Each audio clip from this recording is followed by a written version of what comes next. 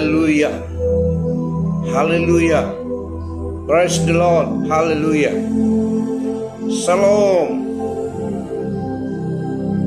Kita akan lihat petikan firman Tuhan, pelajaran daripada 2 Raja-Raja pasal 7 ayat 3 seterusnya.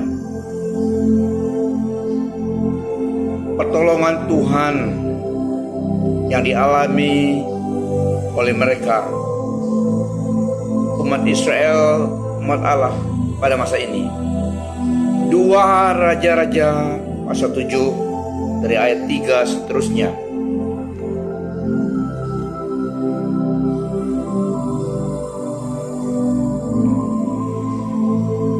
Pada waktu itu ada 4 orang berpenyakit kusta duduk di depan pintu gerbang. Mereka berkata antara satu sama lain, "Apakah gunanya kita duduk-duduk di sini sampai mati? Jika kita berkata, mari kita masuk ke kota, di kota ada bencana kebuluran dan kita akan mati di sana. Tetapi jika kita tinggal di sini, kita akan mati juga. Sekarang mari kita mendatangi perkemahan pasukan Aram. Jika mereka membiarkan kita hidup, maka kita akan hidup. Jika mereka membunuh kita, maka kita akan mati. Maka pergilah mereka pada waktu senja ke tapak perkemahan orang Aram. Setelah mereka sampai di ujung perkemahan orang Aram, ternyata tidak ada seorang pun di sana. Memang Tuhan telah membuat pasukan Aram mendengar bunyi rata dan bunyi kuda, yaitu bunyi pasukan yang besar. Sehingga mereka berkata antara satu sama lain, tentu Raja Israel telah mengubah raja-raja orang Had dan raja-raja orang Mesir untuk datang melawan kita. Oleh sebab itu mereka segera melarikan diri pada waktu senja. Mereka meninggalkan kemah, kuda dan keldai mereka serta perkemahan itu begitu saja, lalu melarikan diri demi nyawa mereka. Sesampainya orang kusta itu di pinggir perkemahan, masuklah mereka ke dalam sebuah kemah lalu makan dan minum. Mereka mengangkut dari sana perak, emas dan pakaian, lalu pergi menyembunyikannya. Kemudian mereka kembali dan masuk ke dalam kemah yang lain, lalu mengangkut juga barang-barang yang ada di sana dan pergi menyembunyikannya. Setelah itu mereka berkata antara satu sama lain, perbuatan kita ini tidak baik. Hari ini ada kabar baik, tetapi kita diam saja. Jika kita menanti sampai fajar menyingsing, maka hukuman akan menimpa kita. Sekarang mari kita pergi memberitahu pihak istana raja. Mereka pergi lalu berseru kepada para penjaga pintu gerbang kota dan memberitahukan demikian kepada orang itu. Kami mendatangi perkemahan orang Aram. Ternyata tidak ada orang di sana dan tidak terdengar suara manusia. Hanya ada kuda-kuda dan keldai-keldai tertambat, manakala kemah-kemah ditinggalkan begitu saja. Kemudian para penjaga pintu gerbang mengumumkan kabar itu hingga sampai ke kalangan istana raja. Maka bangunlah raja pada malam hari itu lalu berkata kepada para penggawainya, "Ku beritahukan kepadamu apa yang disiapkan orang Aram itu bagi kita. Mereka tahu bahwa kita ini kelaparan. Sebab itu mereka pergi dari perkemahan untuk bersembunyi di padang sambil berpikir, apabila orang itu keluar dari kota, kita akan menangkap mereka hidup-hidup lalu masuk ke dalam kota." Tetapi salah seorang pegawainya menjawab, "Sebaiknya beberapa orang mengambil 5 ekor daripada kuda yang tersisa yang masih tertinggal di dalam kota. Karena sesungguhnya nasib orang Israel yang tersisa di sini akan sama dengan nasib ramai orang Israel yang telah binasa. Jadi biarlah kita mengutus orang untuk melihat apa yang terjadi. Kemudian mereka mengambil 2 buah rata dengan kuda, dan raja menyuruh mereka menyusul pasukan Aram. Katanya, pergilah dan lihatlah.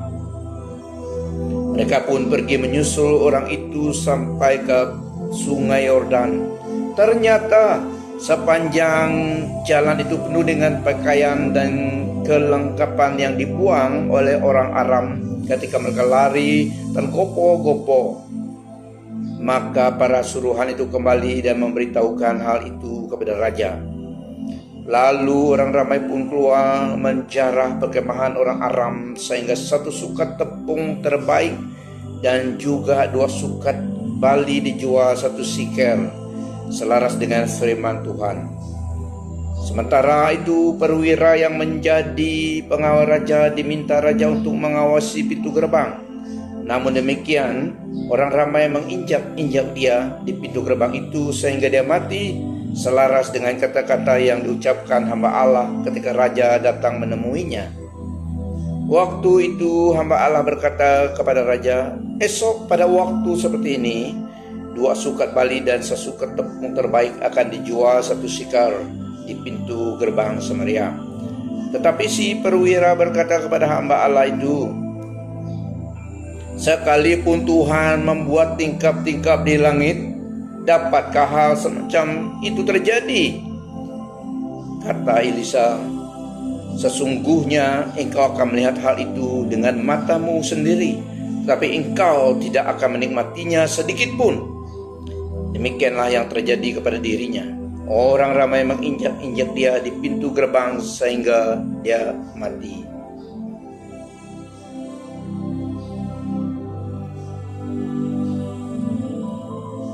Haleluya.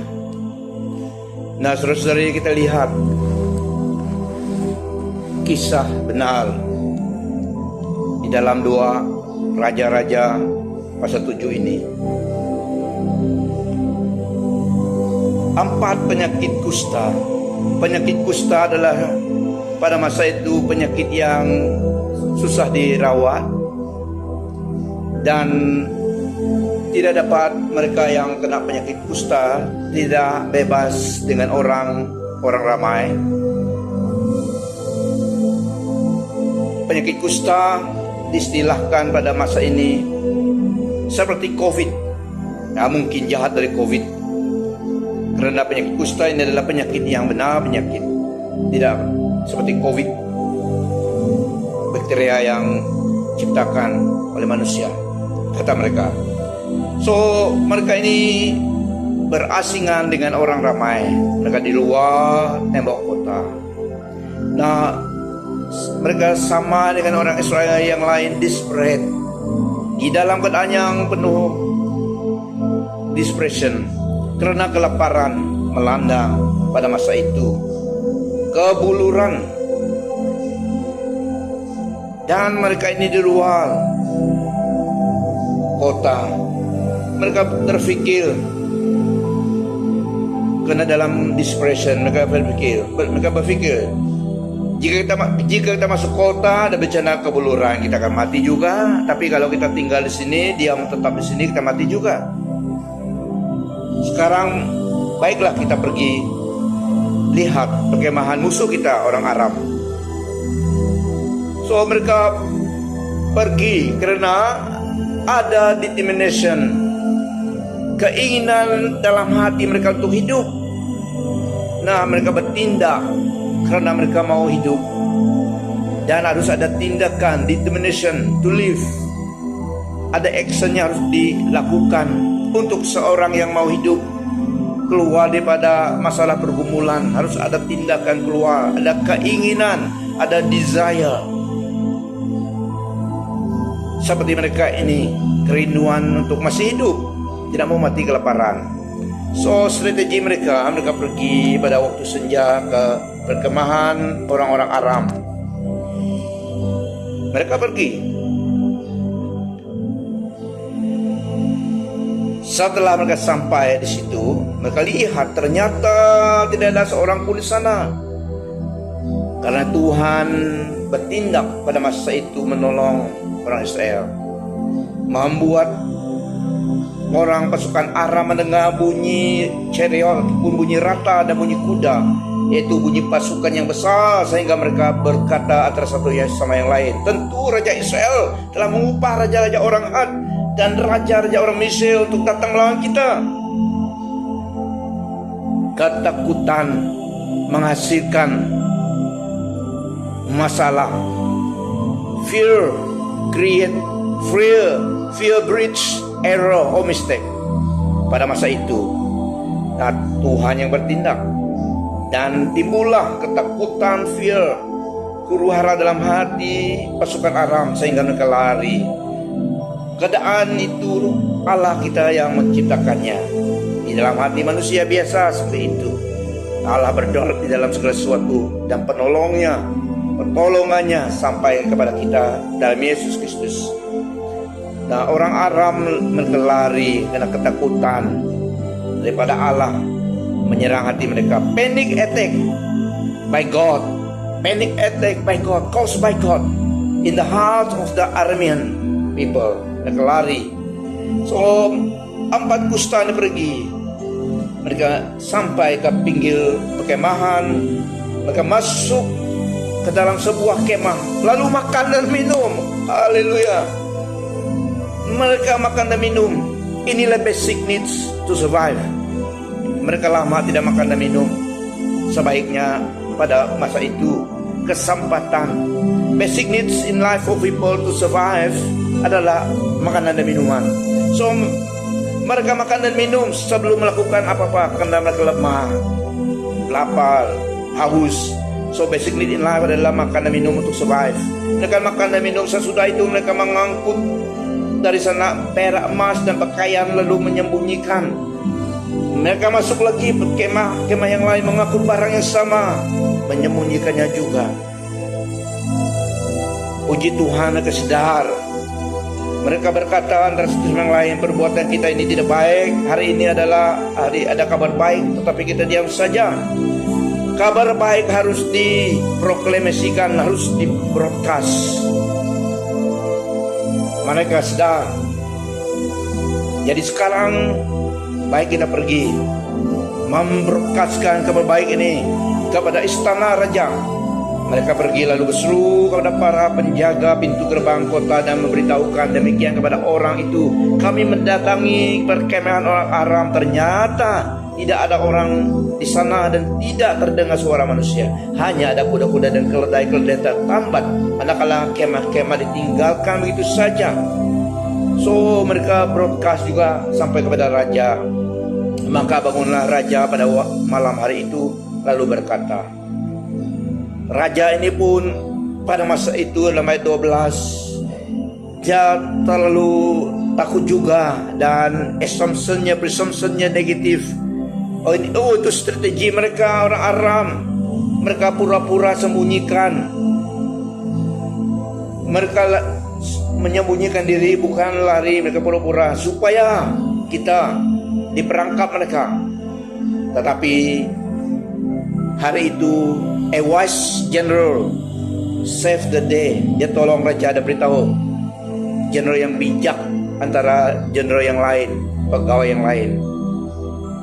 Tetapi salah seorang pegawai menjawab, sebaiknya beberapa orang mengambil 5 ekor kuda, 5 ekor daripada kuda yang tersisa dan yang masih tinggal di dalam kota, karena sesungguhnya nasib orang Israel yang tersisa di sini akan sama dengan nasib orang Israel yang telah binasa. Jadi biarlah kita mengutus orang itu untuk melihat apa keadaan di situ. So mereka pergi atas advice wise servant ini tadi dalam ayat 13. Dan mereka pergi. Lalu mereka lihat memang benar orang Aram telah meninggalkan perkemahan mereka. Mereka pun pergi menyusul orang itu sampai ke sungai Yordan. Ternyata sepanjang jalan itu penuh dengan pakaian dan kelengkapan yang dibuang oleh orang Aram ketika mereka lari tergopoh-gopoh.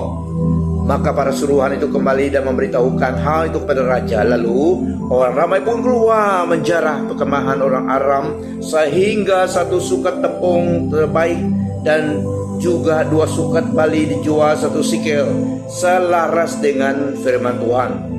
Ayat 17, sementara itu perwira yang menjadi pengawal raja diminta raja untuk mengawasi pintu gerbang. Namun demikian, orang ramai menginjak-injak dia di pintu gerbang itu sehingga dia mati, selaras dengan kata-kata yang diucapkan hamba Allah ketika raja datang menemuinya.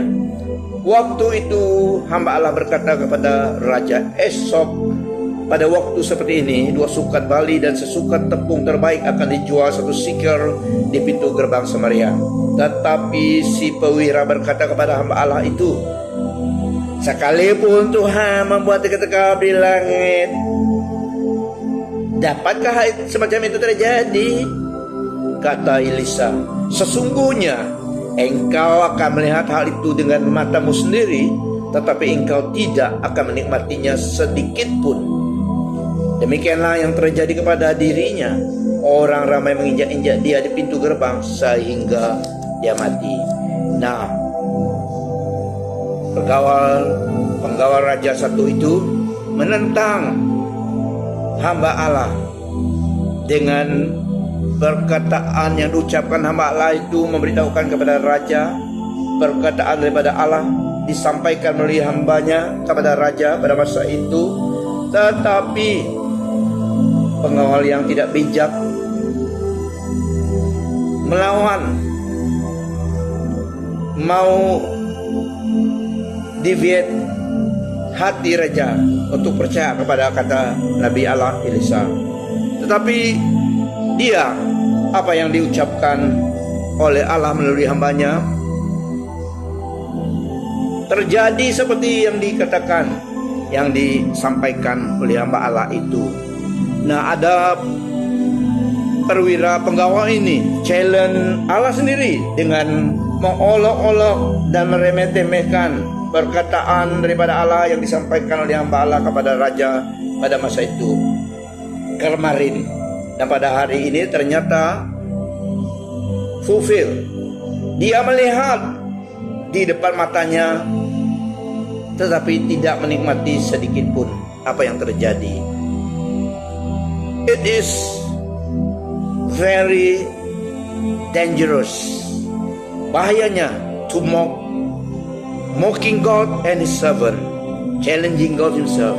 Apa yang dikatakan oleh Allah, oleh Tuhan, oleh hambanya harus diperhatikan. Nah, saudara-saudariku, inilah kisah di dalam 2 Raja-Raja 7 ayat 3 seterusnya tadi, tentang Allah menolong orang Israel sehingga terlepas daripada, terselamat daripada kebuluran melalui provision yang disediakan Allah di dalam perkemahan pasukan Aram pada masa itu. Pertolongan Tuhan sampai kepada kita dalam Yesus Kristus, apapun keadaan dalam hidup ini.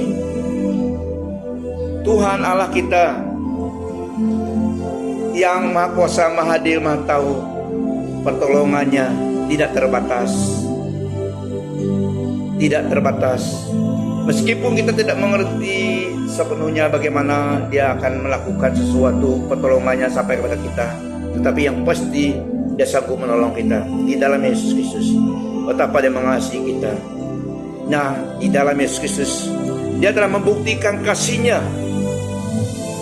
Salib Kristus membuktikan kasih Allah kepada kita. Sampai putih rambut kita, Dia tetap Allah Bapa yang memelihara hidup kita. Even to your old age and gray hairs, I am He. Aku akan menggendongkanmu. Aku telah melakukannya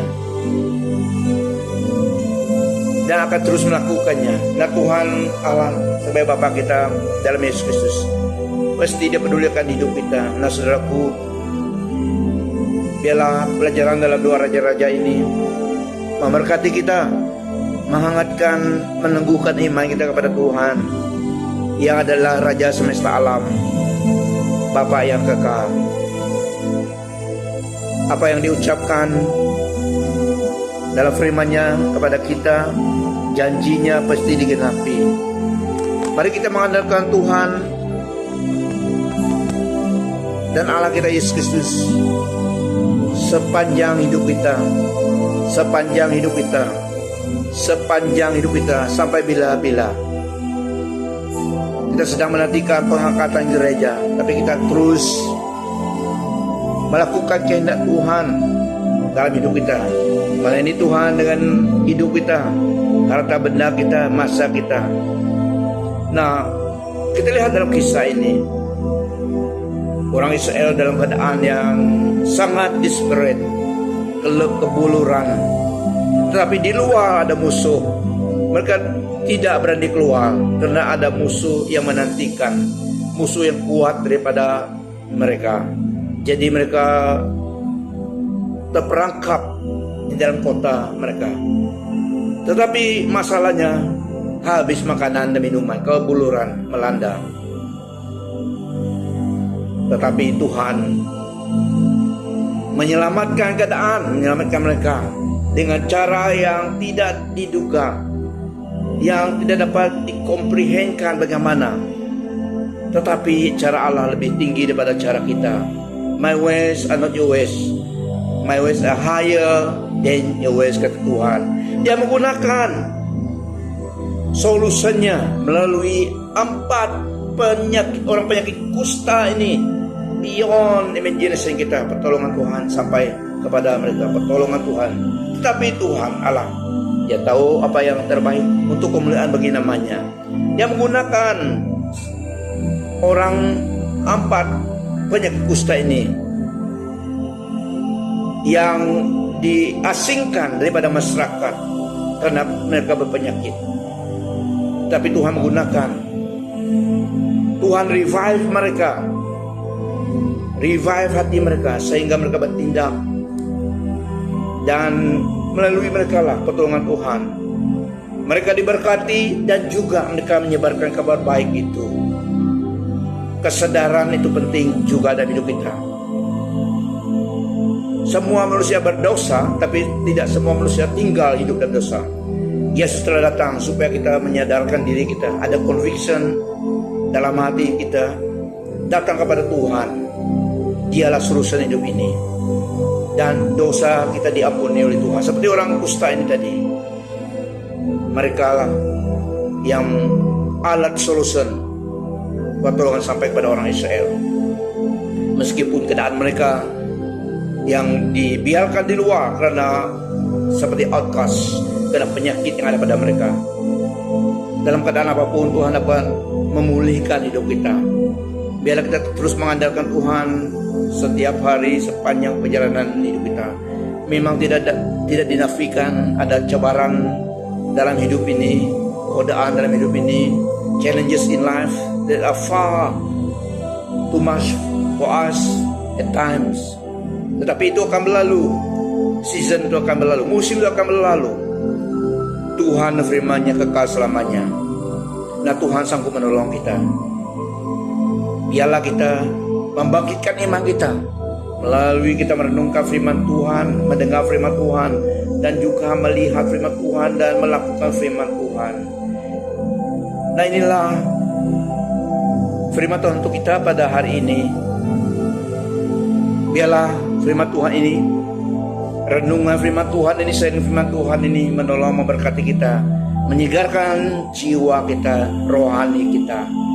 Karena Dia tetap sama dulu sampai sekarang sampai selama-lamanya. Dia tetap Allah yang perkasa, luar biasa, maha kuasa, maha hadir, maha tahu, yang senantiasa berserta kita melalui Roh Kudus-Nya. Sampai bertemu lagi di dalam pertemuan yang mendatang dalam sharing firman Tuhan. Immanuel, Tuhan Yesus Kristus memberkati dengan penyertaan Roh Kudus-Nya. Haleluya.